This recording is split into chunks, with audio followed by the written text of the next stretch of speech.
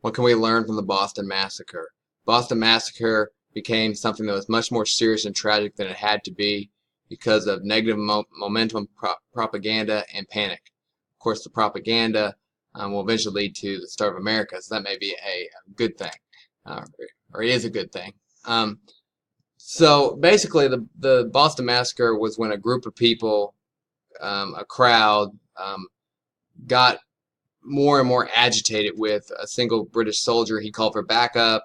The rest of the soldiers began to panic as the crowd got rowdier and rowdier. Somebody shot a gun out, and eventually they thought it was an order to shoot, and they shot into the unarmed crowd. The Redcoats did. And so the first lesson of 3 lessons is got to stay calm. When situations get chaotic and rough and out of control, take a deep breath before you take any serious action. Consider what the ramifications would be. Shooting off a gun into an unarmed crowd is a terrible, terrible mistake for everyone involved, and it could have been avoided if the Redcoats could have tried to calm the situation instead of escalate it. The other, number 2 is, speaking of escalating situations, when the negative momentum is flowing, that's another way you want to stop that and get away from that. The protesters were becoming more and more agitated. They should have walked away. They should have calmed down. They should have known that something very bad could have happened. So there's times in life when we feel like something bad could happen. It might be a good time to walk away. 3 is, has to do with Paul Revere's woodcut.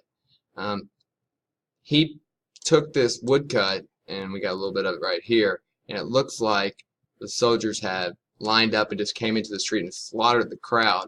That's not exactly what happened. It's a bending or stretching of the truth when really it was a chaotic situation. Mistakes were made. Neither side meant for people to get hurt that day, but that's not what Paul Revere shows in his woodcut titled The Bloody Massacre. He shows a slaughtering, and this will spark more and more resentment and anger and more protest, and it will divide the people even more so, and it will lead to eventually the American Revolution, of course, which turns out great for us here in America. But this propaganda definitely escalated the situation, and I think we need to be aware of how things are being portrayed and whether they are bringing people together or dividing people more.